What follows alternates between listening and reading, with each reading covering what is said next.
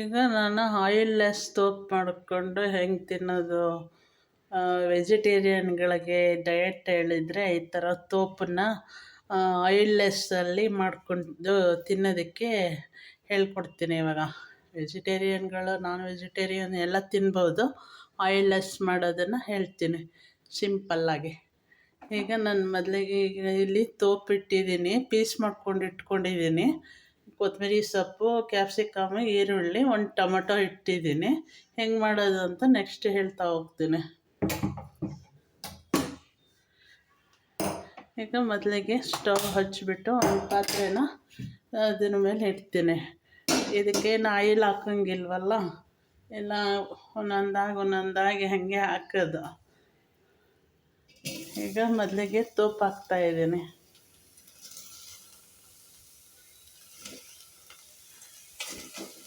ಜೊತೆಯಲ್ಲೇ ಈರುಳ್ಳಿ ಕೂಡ ಹಾಕ್ತೀನಿ, ಹಂಗೆ ಕ್ಯಾಪ್ಸಿಕಮ್ ಕೂಡ ಹಾಕ್ತೀನಿ. ಇವಾಗ ಅದು ಹಂಗೆ ಸ್ವಲ್ಪ ಬೇಯ್ತಾ ಇರಲಿ. ಇವಾಗ ಮಿಕ್ಸ್ ಮಾಡಿಬಿಡ್ಬೇಕು. ಅದು ಹಂಗೆ ಪಾತ್ರೆ ತಳ ಹಿಡಿಯುತ್ತೆ. ಅದು ಬೇಯೋದಕ್ಕೆ ಸ್ವಲ್ಪ ನೀರು ಹಾಕಬೇಕು. ಇವಾಗ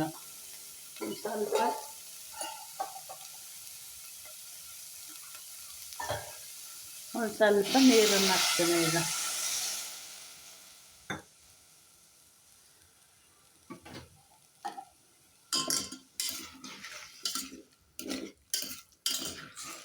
ಕಮ್ಮಿ ಉರಿ, ಮೀಡಿಯಮ್ ಉರಿಯಲ್ಲಿ ಕೊಟ್ಕೊಂಡು ಮಾಡ್ಕೋಬೇಕು.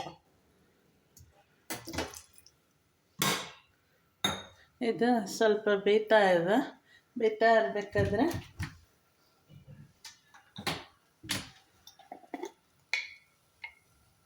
ಸ್ವಲ್ಪ ಅರಿಶಿನ ಪುಡಿ ಹಾಕ್ತೀನಿ, ಸ್ವಲ್ಪ.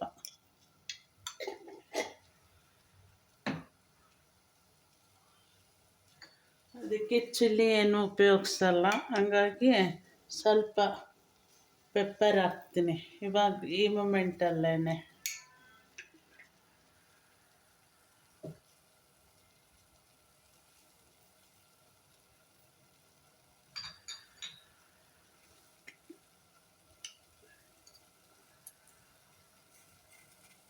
ಹಾಗೆ ಒಂದು ಸ್ವಲ್ಪ ಜೀರಾ ಪೌಡರ್ ಹಾಕ್ತೀನಿ, ಸ್ವಲ್ಪ, ಎಲ್ಲ ಜಾಸ್ತಿ ಏನು ಬೇಕಿರಲ್ಲ.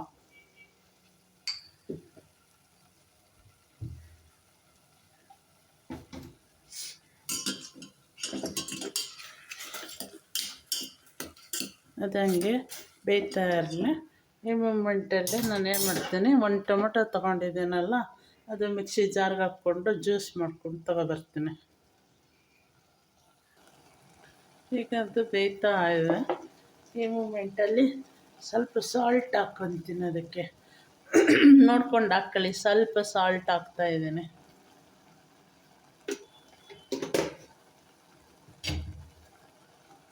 ಅದು ಬೇಯ್ತಾ ಇದೆ, ಹಾಗೆ ಸ್ವಲ್ಪ ತಳ ಹಿಡಿದಂಗೆ ನೋಡ್ಕೋಬೇಕು. ನೀರಿದೆ, ಬೇಯ್ತಾ ಇರಲಿ. ಹೀಗೆ ಏನು ಮಾಡ್ತೀನಿ, ಇದು ಟೊಮೊಟೊ ರುಬ್ಬಿಸ್ಕೊಂಡ್ಬಂದಿದ್ದಾನಲ್ಲ, ಅದನ್ನು ಹಾಕ್ತೀನಿ. ಇವಾಗ ಒಂದು ಟೊಮೊಟೊ ಹಾಗೆ ಸ್ವಲ್ಪ ಟೈಮು ಅದು ಬೇಯೋದಕ್ಕೆ ಬಿಡಬೇಕು, 1-2 ಮಿನಿಟ್ಸು. ಈಗ ಸ್ವಲ್ಪ ತಿರುಗಿ ಬಿಡೋಣ. ಇದು ಮಾಡೋದಕ್ಕೆ ಹೆಚ್ಚು ಟೈಮು ಬೇಕಿರಲ್ಲ, ಹೆಚ್ಚು ಇಂಗ್ರೀಡಿಯೆಂಟ್ಸು ಬೇಕಿರಲ್ಲ. ಈ ಮೂಮೆಂಟಲ್ಲ ಸ್ವಲ್ಪ ಕೊತ್ತಂಬರಿ ಸೊಪ್ಪನ್ನು ಹಾಕ್ಬಿಡೋಣ.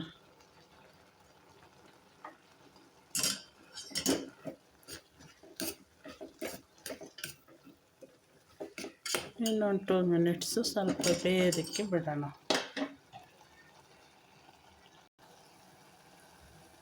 ಇವಾಗ ಅದು ಬೇಯ್ತಾ ಇದೆ. ಇದು ಹೆಂಗಪ್ಪ ಖಾರ ಇಲ್ಲದಂತೆ ತಿನ್ನೋಕ್ಕಾಗಲ್ಲ ಅಂತ ಅನ್ಬೇಡಿ. ಇದಕ್ಕೆ ಜೀರಿಗೆ ಪೆಪ್ಪರ್ ಎಲ್ಲ ಬಿದ್ದಿರುತ್ತಲ್ಲ, ಇನ್ನೂ ಸ್ವಲ್ಪ ಸ್ಪೈಸಿ ಇದ್ದಿದ್ರೆ ಚೆನ್ನಾಗಿರ್ತಿತ್ತು ಅಂತ ಅನಿಸಿದ್ರೆ ಸ್ವಲ್ಪ ಈ ಥರ ಚಿಲ್ಲಿ ಪೌಡರು ಸ್ವಲ್ಪ ಹಾಕ್ಕೊಳ್ಳಿ, ನೋಡಿಕೊಂಡು ಇಷ್ಟ, ಒಂಚೂರು. ಆದರೆ ಡಯಟಲ್ಲಿರೋರಿಗೆ ಖಾರ ಜಾಸ್ತಿ ಹಾಕ್ಬಾರ್ದಲ್ಲ, ಅದಕ್ಕೋಸ್ಕರ ಈ ಥರ ಮಾಡ್ಕೊಳ್ಳಿ. ಡಯಟಲ್ಲಿದ್ದರೆ ಇಲ್ಲ ಅಂದರೆ ನೀವು ಎಲ್ಲ ಆರಾಮಾಗಿ ಈ ಥರ ಎಲ್ಲ ಸ್ಪೈಸಿ ಹಾಕ್ಕೊಂಡು ಮಾಡ್ಕೊಂಡು ತಿನ್ಬೋದು.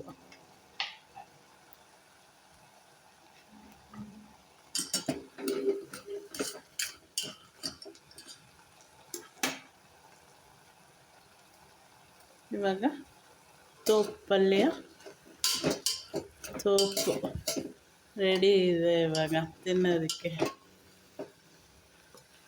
ಒಳ್ಳೆ ಪ್ರೋಟೀನ್ ಬೇಕು ಅಂದವರು, ಇನ್ನು ನಾನ್ ವೆಜ್ ತಿನ್ನೋರು ಇದ್ರ ಜೊತೆಗೆ ಮೊಟ್ಟೆ 2 ಮೊಟ್ಟೆನ ಒಡೆದು ಹಾಕ್ಬಿಟ್ರೆ ಚೆನ್ನಾಗಿರುತ್ತೆ, ಇನ್ನೂ ಜಾಸ್ತಿ ಪ್ರೋಟೀನ್ ಸಿಗುತ್ತೆ.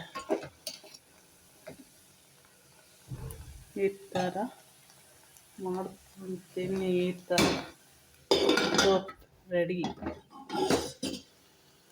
ಸೋಪ್ ಈ ಥರ ಮಾಡ್ಕೊಂಡು ತಿನ್ನೋದು.